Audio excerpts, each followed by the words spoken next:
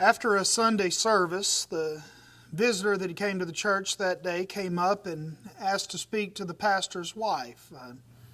The pastor's wife was very well known for being very charitable and helping people out in their times of need. And he came up to her and he said, "Madam," he kind of had a broken voice, he said, "I wish to draw your attention to the terrible plight of a poor family in this neighborhood. The father's passed away and the mother's too sick to work, and the 7 kids are just starving, and they're about to be turned out into cold, empty streets unless somebody can pay their rent, which amounts to only $600.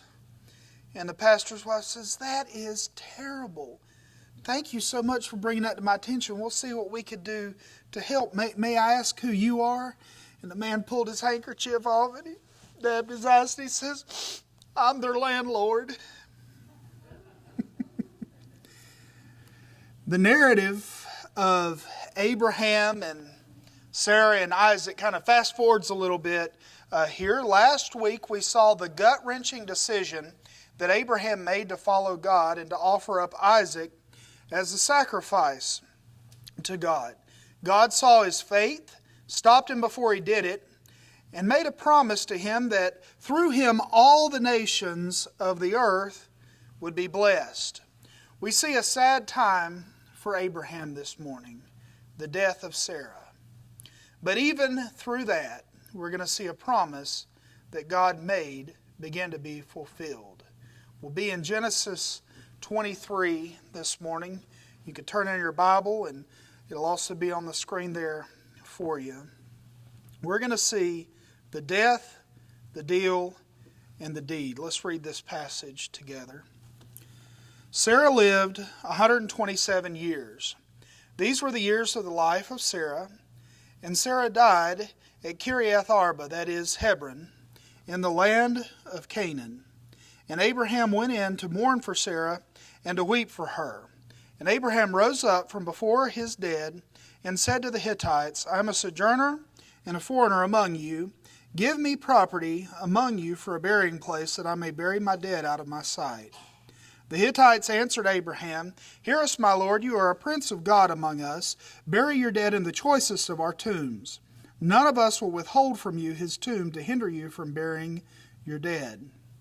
Abraham rose and bowed to the Hittites, the people of the land, and he said to them, "If you are willing that I should bury my dead out of my sight, hear me and entreat for me Ephron the son of Zohar, that he may give me the cave of Machpelah, which he owns. It is at the end of his field. For the full price, let him give it to me in your presence as property for a burying place."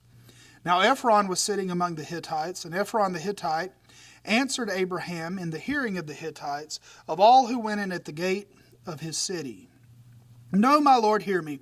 I give you the field, and I give you the cave that it is in, and in the sight of the sons of my people I give it to you. Bury your dead." Then Abraham bowed down before the people of the land, and he said to Ephron in the hearing of the people of the land, "But if you will hear me, I give the price of the field. Accept it from me, that I may bury my dead there." Ephron answered Abraham, "My lord, listen to me. A piece of land worth 400 shekels of silver. What is that between you and me? Bury your dead." Abraham listened to Ephron, and Abraham weighed out for Ephron the silver that he had named in the hearing of the Hittites, 400 shekels of silver, according to the weights current among the merchants. So the field of Ephron in Machpelah, which was to the east of Mamre, the field with the cave that was in it, and all the trees that were in the field, throughout its whole area, was made over to Abraham as a possession in the presence of the Hittites before all who went in at the gate of his city. After this, Abraham buried Sarah his wife in the cave in the field of Machpelah, east of Mamre, that is Hebron, in the land of Canaan.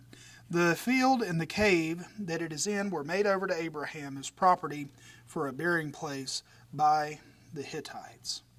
I want you to see first the death.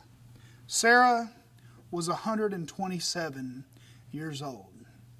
I think we would say that that's a pretty long life. Now, it wasn't that long of a life in the grand scheme of things in the past, because you remember in Genesis when we looked before the flood, people were living to be, 900 years old. And so it was a short life, but still a long life. I would wager to say that probably nobody in here is going to live to be 127. That's just my guess. I don't know, maybe some of the kids will. Maybe there'll be such advances in medical technology. But I don't know if I'd want to live to be 127 years old. All right, but she lived to be 127 years old. She died in Hebron in the land of Canaan. And it just reminds us, even someone like Sarah that God was blessing so much, it reminds us this, that death is an inevitable part of life. Death is an inevitable part of life. We don't like death. We don't like it. It's something that it's hard for the person who is dying. It's something that's hard for the loved ones who are left behind. I heard someone say one time that they weren't scared to die, but they were afraid of death. And what they meant was this: I'm ready to go. I'm not worried about what happens after I die, but it's the process of death that I don't like. They were nervous about how it was going to happen. I've seen death happen in many ways. I can give you 2 examples from my own family. My dad's mom, we called her Nanny. She lived to be 98 years old. She was almost 99 when she died. She got up that morning. She ate her breakfast. She watched TV. She watched her soap operas that afternoon. She ate with the family. She went back and had to get back real quick. We could tell if supper was getting a little long and it was about to catch into the big Wheel of Fortune, because she'd start kind of looking at the clock and everything because she wanted to get back to her room to watch Wheel of Fortune. But, it was just a normal day like any day. She read her Bible. She prayed. She went to sleep, Bible on her nightstand behind her, and she never woke up. That's a good way to go. Right? If I was going to pick my way to go, that's what I'd want to do. I would like to go in my sleep. Who wouldn't want to go in their sleep? Of course, I heard somebody say one time, I want to go in my sleep like my grandpa, not screaming like all of his passengers. That's what we want to do. We want to go in our sleep. But then I've seen it the other way. And this was with Nanny's son, my dad. He was sick for 2 years. And I saw him waste away to nothing. Where death was the preference after a while. It was like, I'd rather die than live because I'm so sick, because I'm so weak, because I can't move, because I can't take care of myself, all those things. It was so hard for him, a long, drawn-out illness. And here's the thing. Sometimes we get a lot of notice. When my dad was diagnosed, they said, in 6 months to a year and a half, you're going to die. And he actually went a little bit longer than that. But he knew it was coming. Right? They said, we don't know how it'll exactly happen, but you will die. There's nothing we can do to help you.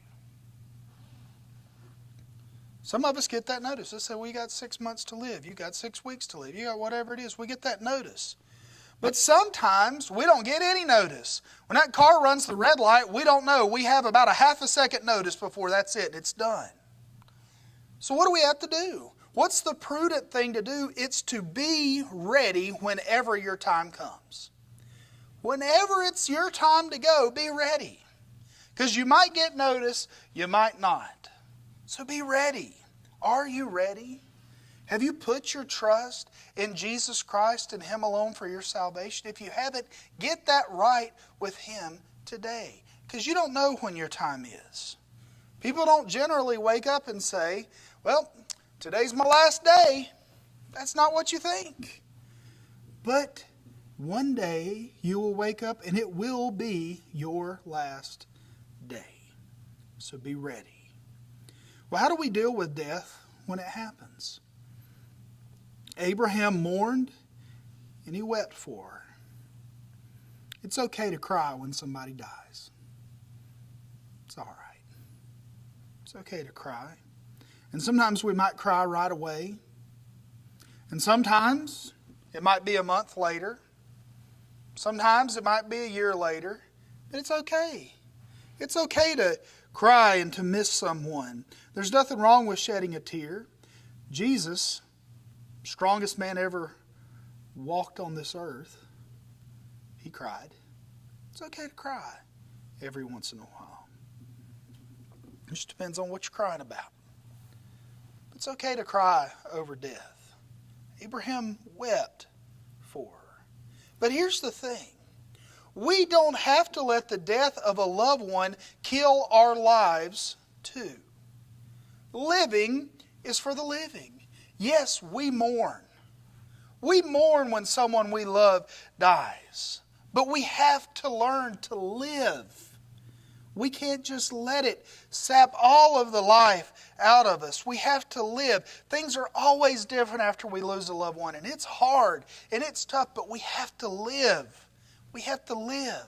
I think a lot of times when we lose a loved one, we'll get so mad we just don't want to live anymore. And nothing matters to us anymore. We don't care anymore. And we want to brood about it.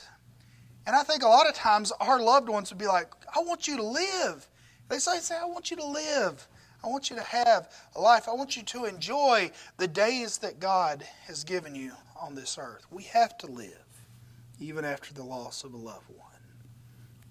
So Abraham wept. And then he had an issue. We see the deal in verses 3 through 16. Abraham's in a quandary. He's a pilgrim, a sojourner. He has no property. Therefore, he has no place to bury Sarah. What's he going to do? He's got to find something, so he goes to the Hittites, and he asks them to give him a place to bury her. And they say to him, you're a prince of God among us. Bury her wherever you want. Whatever you want, we'll give it to you. Choose any place that you want. Choose the best, and we will give it to you. He says, well, if that's the case, then I'd like to talk to Ephron, the son of Zohar. And I want the cave in the field at Machpelah. And Abraham says, I want to pay you for it. Let me pay for it. Ephron says, no. You just take it. You just take it. It's yours. And Abraham says, I want to pay you for it. And then Ephron says, what's 400 shekels of silver between you and me? Have the land. All right? Abraham weighs out the silver and he pays him for the land. Now this all seems weird to us, right? This was a negotiating technique back in those days. All right? This is the way that they used to negotiate. They'd say, all right, I'd like that land, and if you were willing to sell it, you'd say, okay, well, you could just have it. And they'd say, no, I want to pay you for it. You'd say, oh, no, what is $100,000 between me and you? And they'd say, I don't know, but what's $90,000 between me and you? And you'd say, I don't know, what's $95,000 between me and you? And they'd say, oh, it's nothing at all. Then they'd give you the $95,000. They'd buy it, and then there it is. It's done. You own the property. Right? It was a more civilized way of negotiating. We don't negotiate like that anymore. Right now we just come in there and say, this is what I'm willing to sell it for, this is what I'm willing to pay, and then we talk about it until we finally meet, if we do, and then we purchase it. So they were really just kind of negotiating. It seems weird to us, but that is what they were doing, and Abraham obviously thought it was good, so they said 400 shekels of silver, and he goes, okay, here's 400 shekels of silver, and now it is mine. The deal was sealed, and it was sealed in front of everybody so that no questions would be asked. Now, what's the application here? Live right among your neighbors, and it'll help you out down the road. Right? What did they say when Abraham came up to them? He came up to the Hittites, and he said, I'd love a place to bury my dead. And they said, you are a prince of God among us. Pick wherever you want. They said, we know God's favor is on you. We know that you have lived for God. We know that you do what's right among us. So whatever you need, you can have it. Whatever you need, you can have it. We need to be a good neighbor. You know, one of the commercials with the tagline that has lasted as long as just about any tagline is State Farm Insurance. Everybody know what it is? Like a good neighbor, right? Like a good neighbor, State Farm is there. And so you remember that. We'll be like State Farm. Although State Farm doesn't always pay out all the claims you would think. But it's still, it's a good catch line for us. We need to be a good neighbor. We need to be there. We need to live peaceably. We don't need to be like the Hatfields and the McCoys. Do you remember the Hatfields and McCoys? I think they finally buried the hatchet. But for the longest time, it was just they were killing each other and fighting and mean. We don't need to be like that. We need to be like the Abrahams and the Ephrons. We need to get along. And it's good to get along with your neighbor. It's good to get along with the people that you come in contact with. You're never going to go wrong being a good neighbor.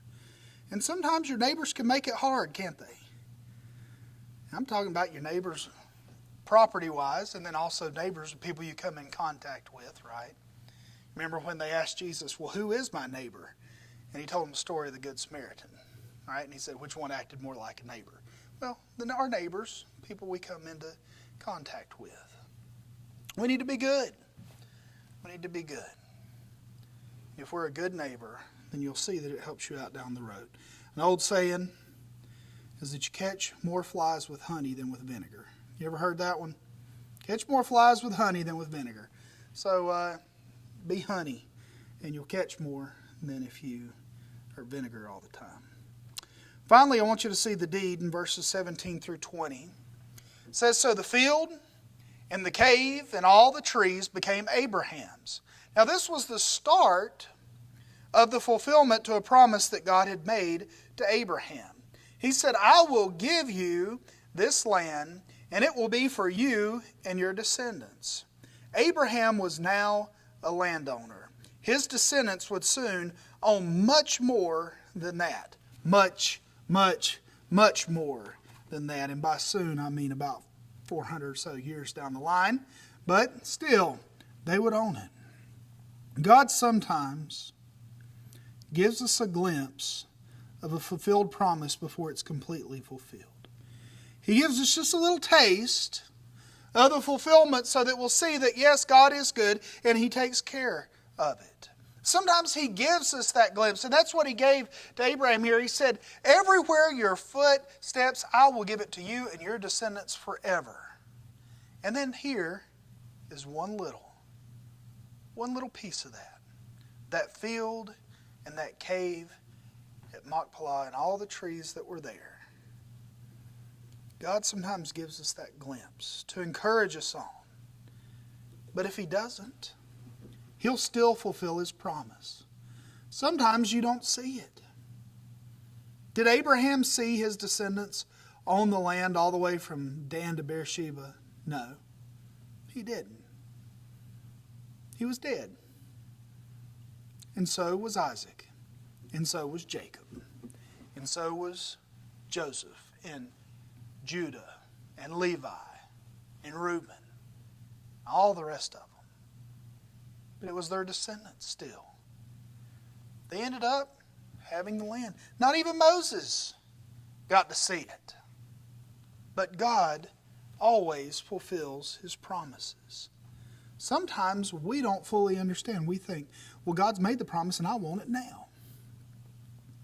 It's kind of like with our kids. I got y'all some ice cream to eat tonight. So then what starts? Then it starts, what's the definition of tonight, right? Because it's 6 o'clock. Can we have some ice cream now? No. It's 6:05. Can we have some ice cream now? No. It's 6:10. Can we have some ice cream now? No, until finally 6:30. Yes, fine, just get the ice cream. Quit asking me, right? I was holding it out for a little bit later for y'all, but whatever. And that's the way that we are with God sometimes. God, you made a promise. Can I have it now? Not yet. Can I have it now? Not yet. Can I have it now? God, no. Sometimes we don't understand God's time frame. We can understand God's promise a lot better than we can understand His time frame sometimes. Abraham had that promise, and God was going to fulfill it. And He fulfilled it just a little bit right here. Is a glimpse of what would happen in the future. Trust in God's promises. Trust in His Word. Live. Live your life. Yes, mourn for the dead, but live. Be a good neighbor. And trust in His promises because they're always fulfilled. Let's bow our heads together for just a moment.